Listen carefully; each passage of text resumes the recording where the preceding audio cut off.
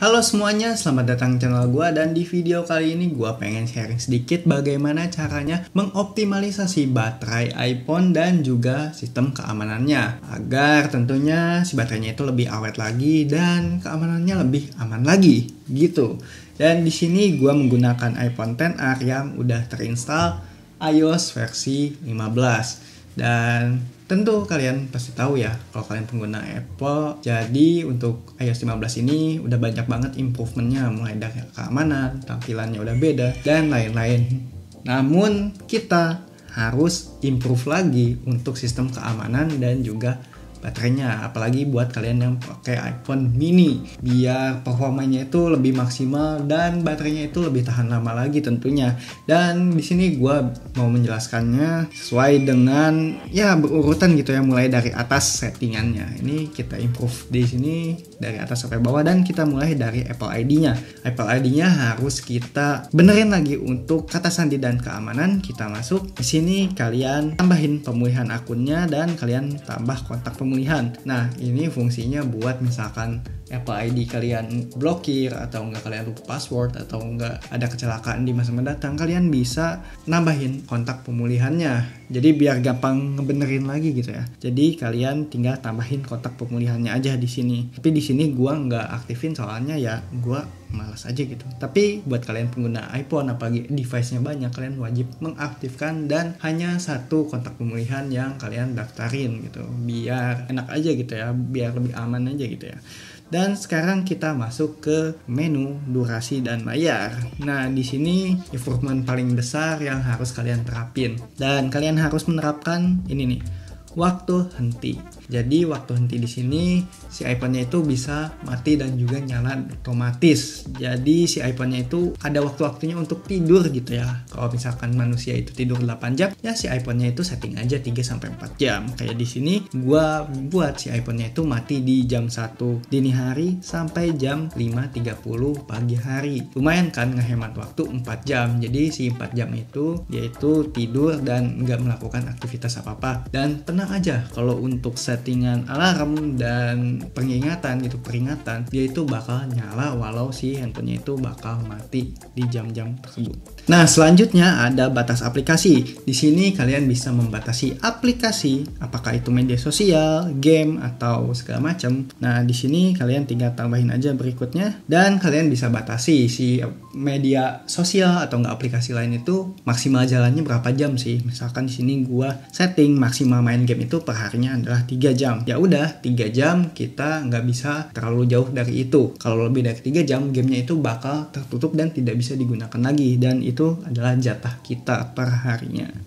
Maka dari itu kita harus membatasinya, dan efeknya itu apa? Tentu saja baterai bakal lebih awet lagi dan kita bakal lebih terarah lagi dengan jadwal perharinya. Jadi ya sehari main medsos 3 jam dan juga main game 3 jam itu udah cukup, jangan lebih lah gitu. Lalu selanjutnya ada pembatasan konten dan juga privasi. Di sini kalian bisa atur lagi untuk pembatasan kontennya, dan di sini adalah manual gitu ya untuk pengaturannya. Jadi kalian harus setting sendiri sesuaikan dengan kebutuhan aplikasi yang sering digunakan. Dan selanjutnya kita masuk ke menu lagi. Di sini kita bisa improve di bagian tampilan dan juga kecerahan. Nah, di sini kalian tahu ada dark mode. Dark mode ini adalah mode gelap, dan buat iPhone keluaran 11, 12, 13 itu menggunakan layar AMOLED. Dan layar AMOLED itu misalnya mati atau enggak dia ngewarnain tirinya warna hitam seperti ini, dia itu bakal lebih hemat daya. Nah, di sini kalian bisa menggunakan dark mode di keseharian kalian biar baterai kalian itu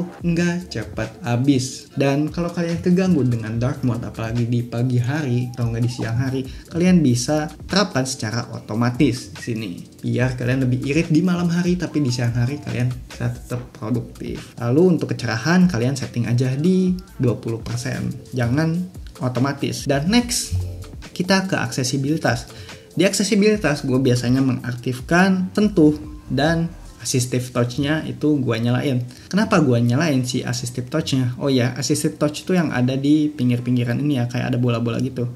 Nah, fungsi assistive touch itu sebagai fungsi kedua atau shortcut dari tombol fisik yang ada di sini. Ini ada tombol power, volume, dan tombol silent. Nah, buat kalian yang iPhone-nya pengen lebih awet lagi, kalian jangan gunakan tombol fisiknya, namun kalian gunakan shortcut yang ada di sini. Apalagi buat mematikan atau ngeatur si phone ini. Jadi control room-nya ada di sini. Dan selanjutnya kita masuk ke baterai. Kalian bisa gunakan mode daya rendah. Dan kalau kalian masuk ke mode daya rendah, biasanya aplikasi latar belakang itu bakal dibatasi dan penggunaan datanya itu bakal dibatasi juga. Jadi ini baik diaktifkan apalagi misalkan handphone kalian berada di dalam kondisi yang lemah. Selanjutnya kita masuk ke bagian privasi. Nah, di sini kita masuk privasi dan di sini ada beberapa settingan. Ini harus disetting semua cuy, mulai dari atas. Dan layanan lokasi ini biasanya gua matiin. Dan kalaupun nyala, di sini gua nyalainnya itu sesuaikan dengan aplikasi yang harusnya nyala gitu. Misalkan untuk App Store di sini gua setting jangan pernah atau saat aplikasi ini aktif aja. Dan untuk cuaca ini harus aktif setiap saat. Jadi misalkan kita pindah lokasi dan dia bakal menyesuaikan. Lalu untuk kamera, misalkan kamera ini saat aplikasi aktif aja dan settingan lain pun tuh harus diatur secara manual. Dan selanjutnya ada pelacakan. Nah, pelacakan di sini bisa kita setting juga. Dan biasanya pelacakan itu aplikasi yang ada di handphone kita tuh biasanya ngelacak keseharian kita. Misalkan itu habit kita kayak gimana, kita belanja apa aja misalkan, dan ada beberapa data lain yang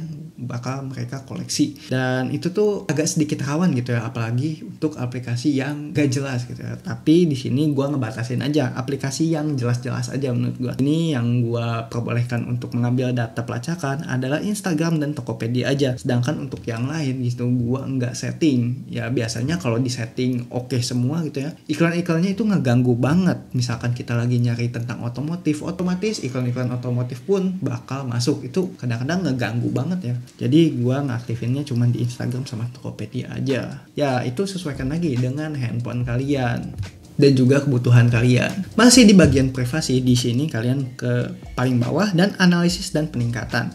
Di sini biasanya analisis iPhone-nya dibagikan, ini secara defaultnya ya.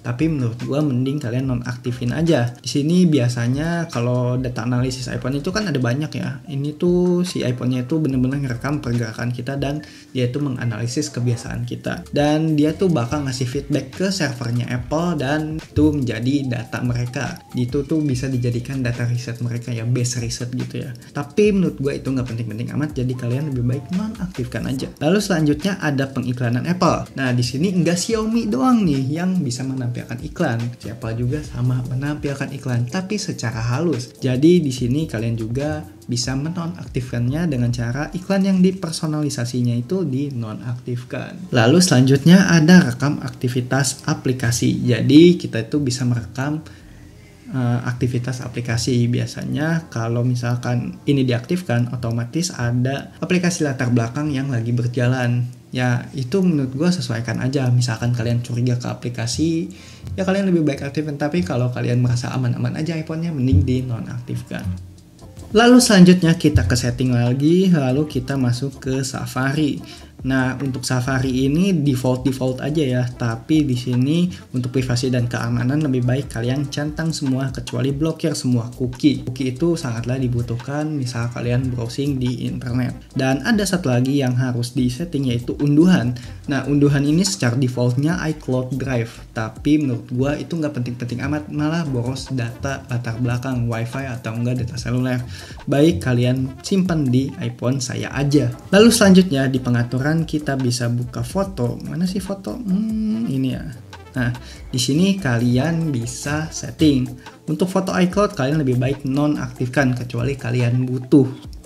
Nah, selanjutnya di sini ada data seluler.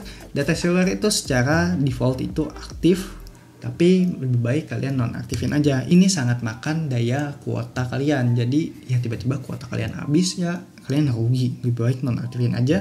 Tapi kalian settingnya melalui wifi aja. Mungkin segitu aja yang bisa gue sampaikan. Semoga informasi yang gue berikan bermanfaat. Dan semoga handphone kalian lebih awet seudah di setting dan keamanannya itu lebih meningkat lagi. Thanks ya yang udah nonton sampai akhir.